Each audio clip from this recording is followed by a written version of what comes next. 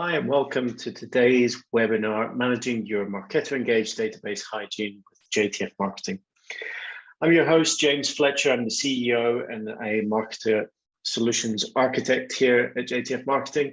And today we're going to dive into the curious topic of data hygiene and how we can improve overall data hygiene, what impact that has on our businesses. Importantly, how can we control that database as it continues to grow year on year? And importantly, how do we save some money, right? How do we control that license fee? As we know, Marketo runs from a per contact cost basis. So today, as I say, we're going to cover what is it we can do in order to prevent poor data quality. How can we identify what is the dirty data within our database? And importantly, any examples that we can give you to remove some of those contacts from your database. How do you monitor it? What's the right things to be looking at? And then a quick example of automated deduplication within Marketo. This session will be recorded, so if you have to drop out, sorry to see you leave, but this will be available after the webinar. Any questions you get throughout the session, feel free to add them into the Q&A panel. It's found at the bottom of your screen. So let's crack on. For those of you who are new to JTF Marketing, we've been around for 7 years. We specialize in Marketo and the Marketo ecosystem. Everything we do is about finding solutions using the technology and maximizing your investment within the Marketo Engage platform. You'll see maybe some brand names on the screen that you're familiar with. There's many more, of course, who use Marketo across various different use cases, some of which you'll see on the screen here as well. Really, we are about it using and maximizing the entire platform. How do we squeeze every penny out of it that we can? How do we get maximum value from that investment? And importantly, how do we solve some of those challenges for your business in order to drive sales and results through Marketo? So when we talk about the impact of poor data quality, there's many reasons why this should worry us, right? Or keep us up at night. Not only legislation, but importantly, lack of personalization. Maybe we're doing lead scoring and our score is split over 2 contacts because we're tracking 2 slightly different email addresses. Maybe it's full name or first dot surname, or maybe it's a different combination, or maybe we just have a duplicate and we are firing campaigns out to each one of those. We're also having this challenge of lead quality, right? We all know the famous conversation of sales don't update CRM, therefore we don't get good quality data in Marketo, and no one's really the owner. How do we start to think about that? How do we manage that? And importantly, as our businesses grow, as we generate lots of new leads month after month, how do we control that database size and make sure that we're marketing to people who are interested in what we have to offer, and importantly, building up the quality of that database?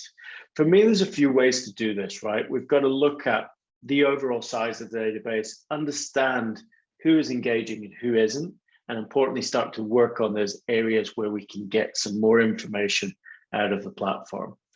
So let's start with some tips on, I don't want to say cutting costs, but managing your license fee. We always face this constant cut of marketing budgets, and constant squeeze on getting more from less. And there's a few easy things that we can do in order to control the cost when it comes to the Marketo database size. First thing is to remove those people who aren't engaging with your content. You've got 2 options here, right? You've either got to engage them to understand whether they're still relevant, or you've got to get rid of them, get them out of your database. If they've left the company, update the records, remove them from Marketo, push them back into CRM, refresh them, bring them back into the cycle if you can. We've also got to define custom synchronization rules. So if you're working with the Salesforce or Microsoft Dynamics integrated into Marketo, nice and easy for you. You can set up some custom synchronization rules with a do not sync flag, which will then prevent the records coming back and forth. Of course, you've got to have workflow on both sides, on Marketo and in Salesforce or in Microsoft Dynamics. If you've got a custom integration, slightly more complex scenario, of course, you've got to make sure that your integration can filter out the leads or contacts that you don't want in your database.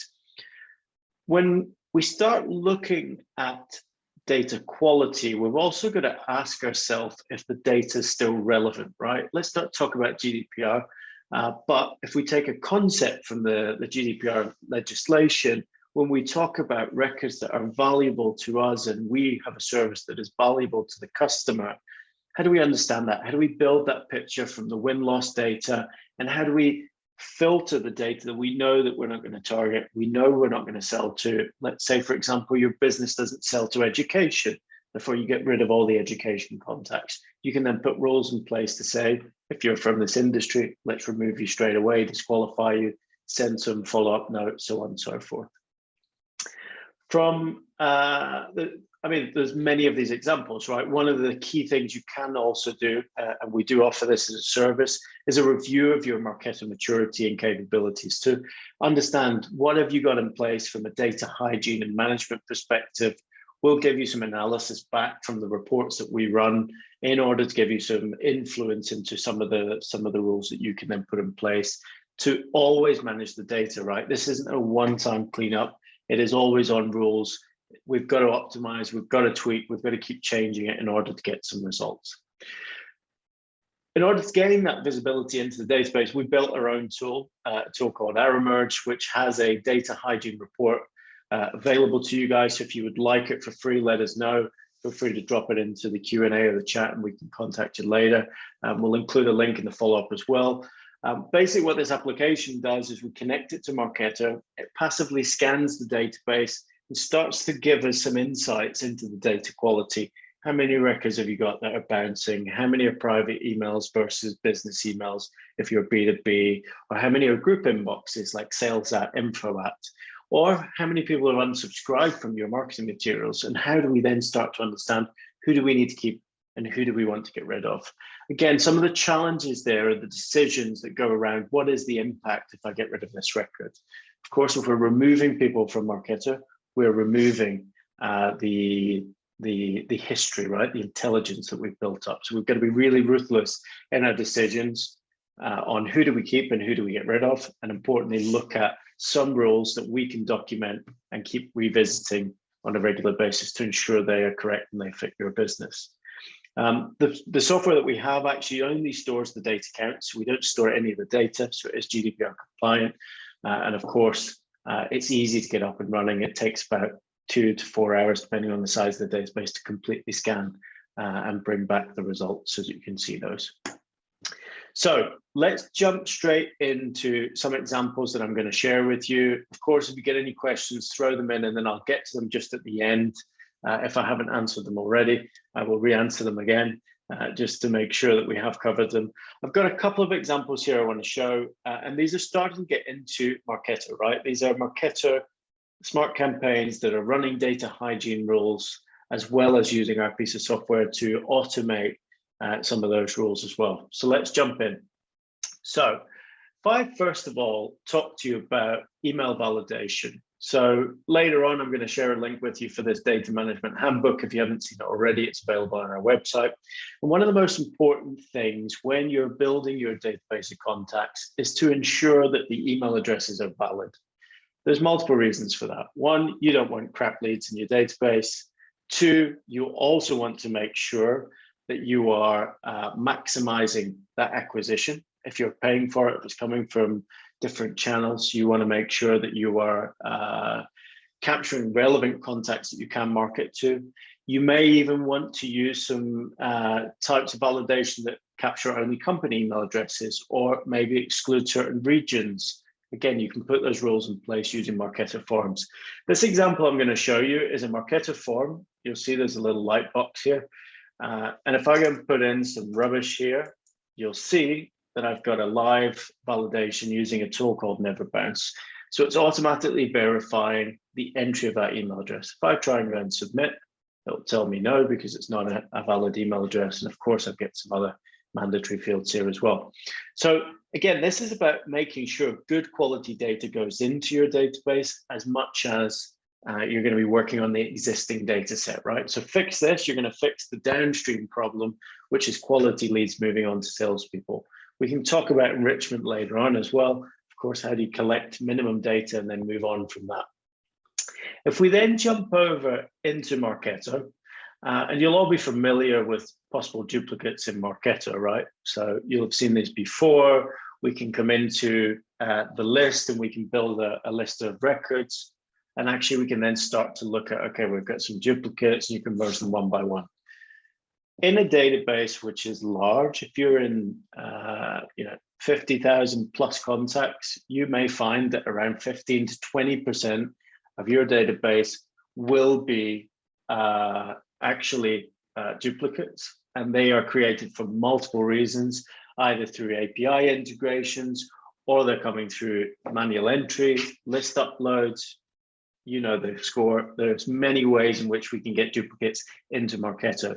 Now, this is by design. Marketo makes sure that if we're loading contacts into the database, if we're bringing them in through the API, it accepts everything, because what we're trying to make sure is that we capture the attribution. In this scenario, what we've got is a record or multiple records where we have split intelligence. Veronica might be engaging with 2 different emails here on 2 different records. And because Marketo chooses the first in the list, depending on the criteria you've built in your smart list, and sends it out, as soon as it finds a match of an email address, of course, it won't send again. But that doesn't mean that we're correct in our personalization, in our preferences, so on and so forth. So again, how do we manage that? We need to try and figure out how we're going to automate it, right? So one of the things that we built in our software, Errormerge, was a deduplication piece of software. So you get the data hygiene report, and now it's kicked me out because I didn't click on it. There we go.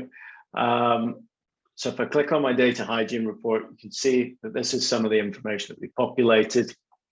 If I go to the dedupe section, this is really straightforward criteria. We've got a smart list in Marketo. We don't use a system list. We use a customized list where we would give the URL. So I'll just hop over here and grab this URL. I'll throw it into my dedupe. And then I'm going to choose my criteria. I'm either going to use an email address match, or I'm going to use a custom unique identifier match. Now, custom unique identifiers for those dedupes that are slightly more complex, where it isn't just a one-to-one relationship, or you're not willing to just merge everything together based on email address match. You want to choose what's going to work and what are the right matches. We can then build this custom key. We've then got the option to control how many dedupes we're going to run per day. And then we've got the option to enable this within CRM. So through this tool, through Errormerge, we are able to notify Marketo to trigger a merge of 2 contacts, not only in Marketo, but also in Salesforce as well. And that's really focused on making sure we clean up both sides, right? Whenever you run a dedupe process in Salesforce, it only generally updates Salesforce, depending on the tool. And then if you only run it in Marketo, you're going to keep getting this flood of leads come back through every time someone's engaging. And this is really important that we capture these as they enter the system and merge them together. So once we configure that, we can then move over into the schedule, right? So we can run it every day, every hour, every minute if we wanted to, or we can run it once a week, for example, at 9 a.m., whatever it might be that we want to run. And then what we can do is actually go away and validate the results of that configuration. So we will go and check how many dupes do we find, and then we'll come back with some results. And in this scenario, because I haven't configured it correctly, you can see that I've identified 1 record, and of which we've been able to publish 3 duplicate records. So again, we start to build up that history of how do we merge those records together, what is happening, how many duplicates are we getting into the database. We're getting rid of the problem straight away, right? As those records come into the database, we're making sure that we merge them straight away, keeping our personalization in tip-top condition, and importantly, keeping our data clean. So let's talk a little bit more about data hygiene rules, right? So you'll see here in my Marketo instance, first of all, I've got a fairly clean structure on the left-hand side, numbered because it's alphanumeric and the structure in Marketo, which some of you will know. And I've structured them into a couple of areas. One is data management, and the second one is integrations. The third one is lead lifecycle. And the 3 of them play together. And they play together because in data management, we're looking at the high level management of the data set. So for example, if I've got an empty email address, I am paying for that contact to exist in Marketo. Where did it come from? Can we push it back to Salesforce, for example, or Microsoft Dynamics, or whatever the CRM might be? Get them to validate or put an email address in that's correct, and then bring it back again. In this scenario, we're looking at the database to make sure we keep it clean. Within Marketo, there is no reason to have empty email addresses unless you're doing mobile marketing through maybe SMS, or maybe you're doing WhatsApp and so on and so forth. Again, you can build those rules in order to filter those people out as well. So you can say only people with no phone number and no email address, get rid of them. We're also looking at data that's hard bouncing or blacklisting or is deleted in Salesforce, deleted in Microsoft Dynamics. We're trying to clean up those records on an ongoing basis. Again, there's native behavior to Marketo, which is we are always populating the database to build the attribution information. However, we're going to be really careful that as we pass stuff over to sales and say, no, this person's no good, or we're cleaning up Salesforce and that's pushing back into Marketo, we've got to keep them aligned. We've got to keep them in sync. And it might be, again, Microsoft Dynamics as well. Maybe we'll use statuses for people who's leaving the company, for example. So let's say you've got a status field and your team are updating that status to say this person's now left the company, they've moved on elsewhere. You may choose to set up some conditions. So in this case, we've got a checkbox. We've also got person status. And depending on what the combination is, we might actually update that field, or one or many. We've also got some listening tools like Lead Known, which is listening to our email responses and coming back to the database and saying, this person's left the company. We've just done the email back from an email campaign, therefore update it and remove it from the system.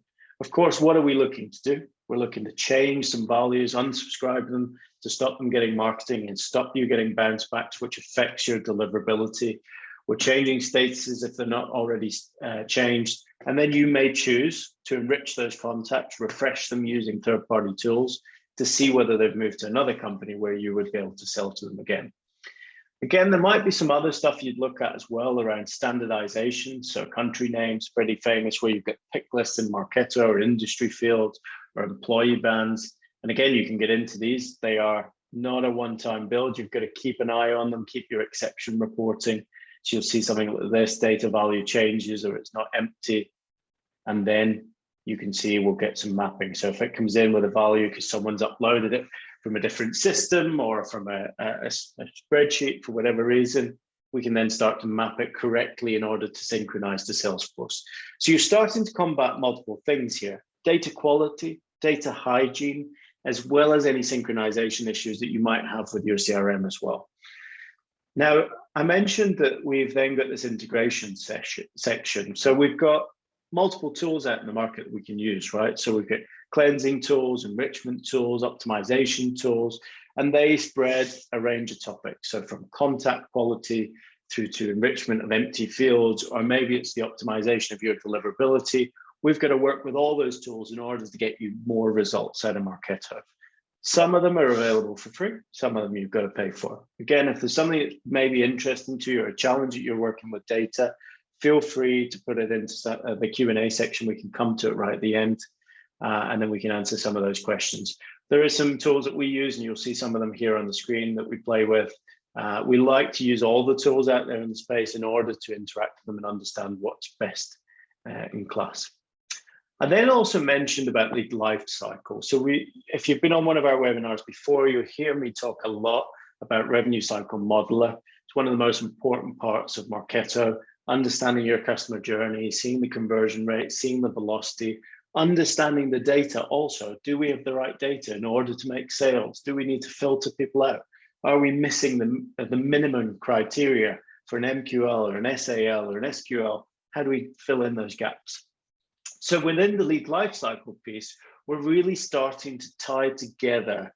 If the data is clean enough, we move it through the journey. So our own internal process, we're analyzing the data, we're monitoring exceptions, we're understanding where the sticking points are, optimizing the machine to keep the flow of leads going through the funnel. So it's not just about driving campaigns out, it's about also getting the results back into Marketo and understanding, am I pushing someone forward? Can I realistically collect this data at this part in the process? And there's a great template in our resources section on our website around customer journey. If you need any help filling it out, let us know. We'll be more than happy to help you. So talking of guides, there is a data management handbook that we put together, which is on the website. Feel free to download it. I'll give you some tips in a bit more detail, because I know we've only had 30 minutes on this call, and we'll take some Q&A now. Feel free to have a flick through that. Ask any questions that you have that come up. We do have another data management resource coming out soon. So if you download this one, you'll get a notification with the next one as well. And we'll make sure that you can get access to that. Again, these tips just to help you use Marketo, help you maximize the platform itself. So I think I've mentioned this as we've gone through. How can we help you? We are experts in the Marketo platform.